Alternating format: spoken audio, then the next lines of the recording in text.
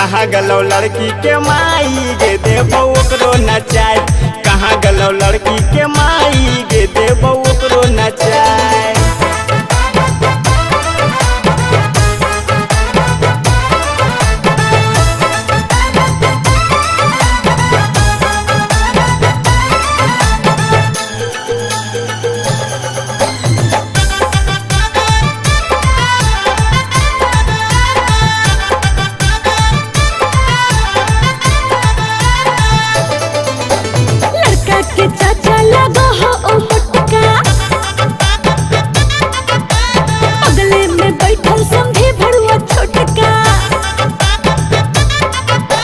लड़की के चाची लगा हो पतर की, बगले में बैठल हो समधिनिया गोरकी। चोरा के जन्मल भिख मंगवा रे देबो भूखले भेजाए। चोरा के जन्मल भिख मंगवा रे देबो भूखले भेजाए।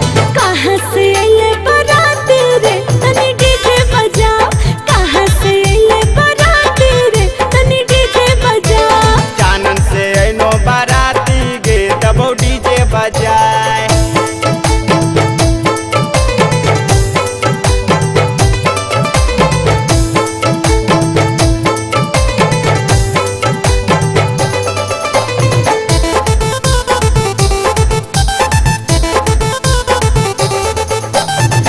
छुपल हो भड़ुआ लड़का के मामा, खोली देबो ओकर धोती पैजामा। गाड़ी दहो हमरा लड़की के मामी, ओकरो से ज्यादा हम ही हरामी। अटर पटर बोले नहीं बोली गे देबो चोंगा बजाए। अटर पटर बोले नहीं बोली गे देबो चोंगा बजाए। जमुई से अइलो बाराती गे देबो डीजे बजाए। झाझा से अइलो बाराती गे देबो डीजे बजाए। कहाँ से अइले बाराती रे तनी डीजे बजा।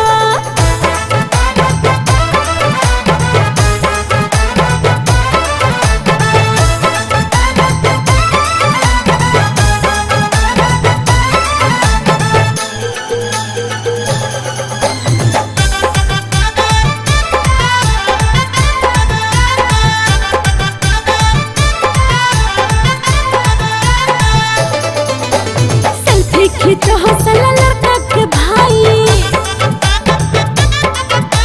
लाइन मारो हो देबो मार के भगाई। सुने सुने लड़की के छोटकी बहिनिया, लागो ही एकदम कटीली नचनिया। चानन से अइलो बिपिनवा गे एकरा गारी सुनो।